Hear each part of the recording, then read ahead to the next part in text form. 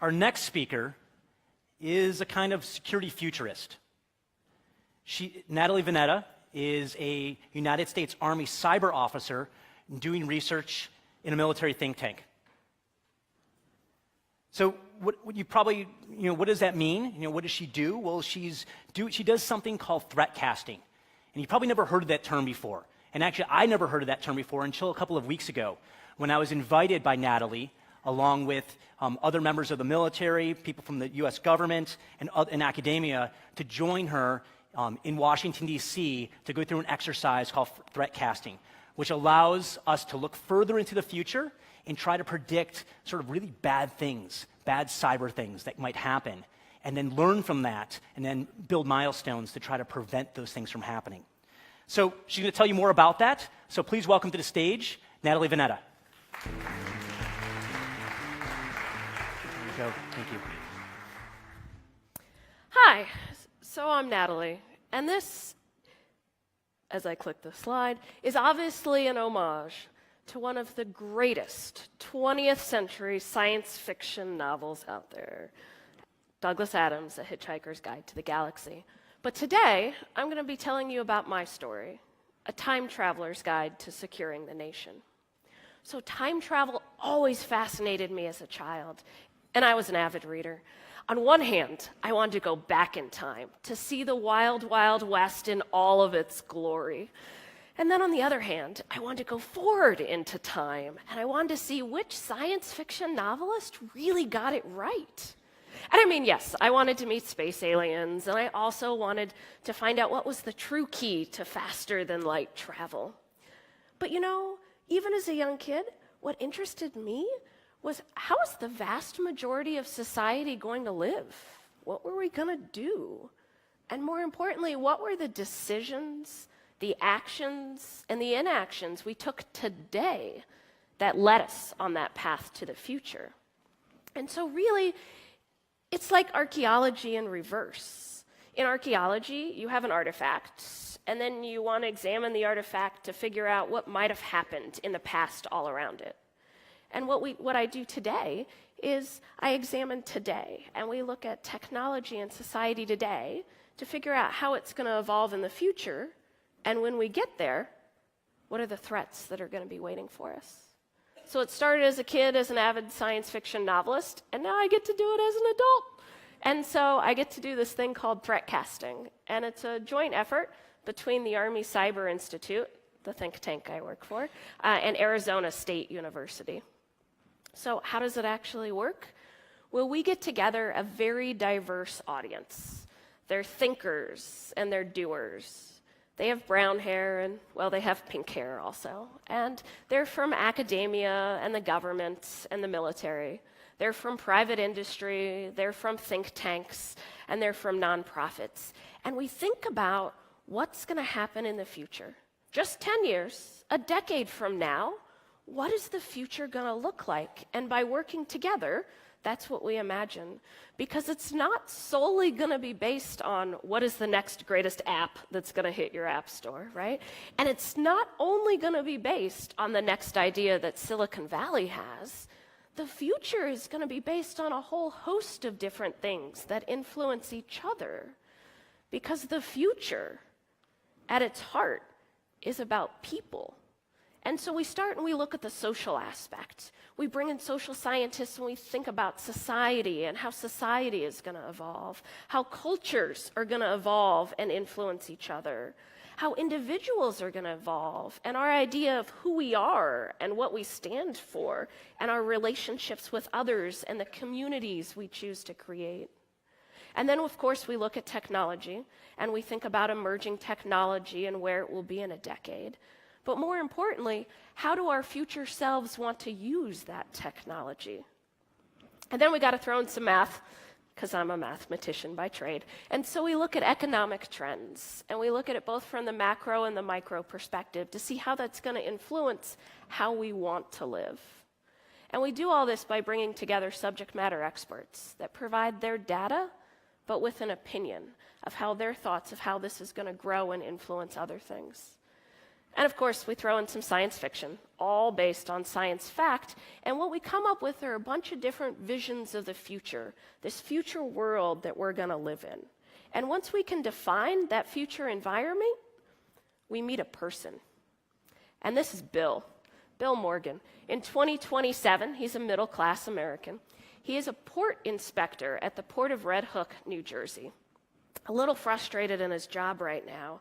The sensor technology they've been using, it just seems to fail often. And, so yeah, he's complained about it to his friends, but he's done everything the right way. He's informed his leadership. He's written reports. It's just his view on the ground that something's not quite right. How frustrating. It's Monday night. He planned to be home right now, having dinner with his family, and instead the sensors failed again. Long night for him. He's got to stay and help everybody else manually inspect some of the cargo coming into the port. Not what he expected to do with his evening this evening.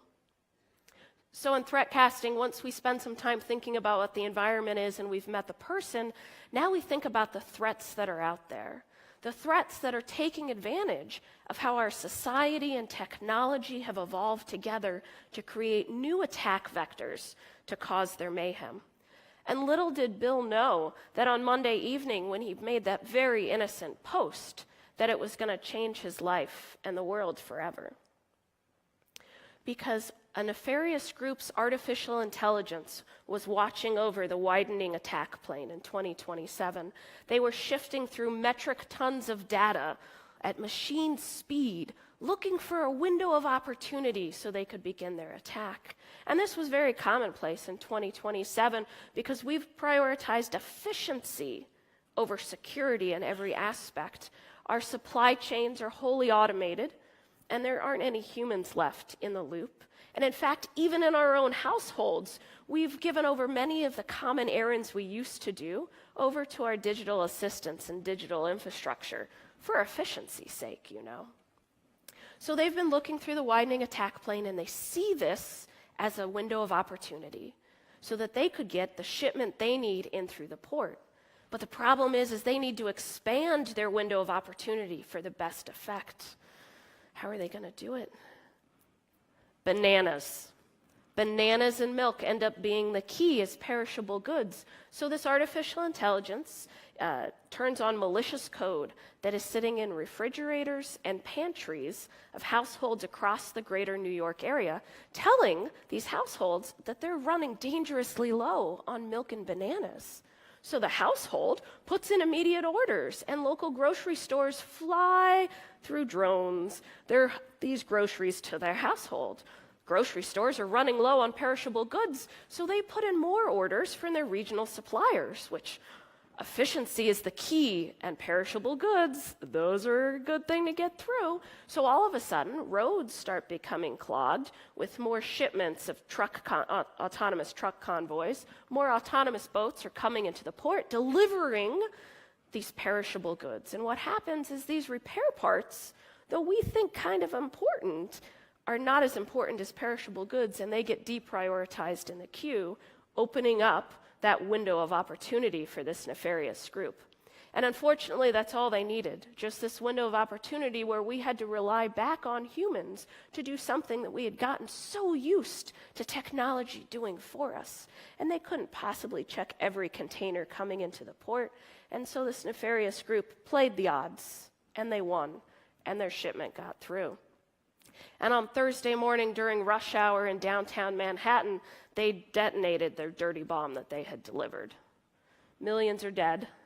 The stock market's crashed. Martial law's declared. And all anyone can seem to ask at the time is, how did this happen? How did we not detect this? This is outrageous. Who is to blame? Who should have seen this? But the good thing is, we're time travelers, and this hasn't happened yet. And the question we're all asking ourselves instead is, how could we secure against this and start that today so this can't possibly happen?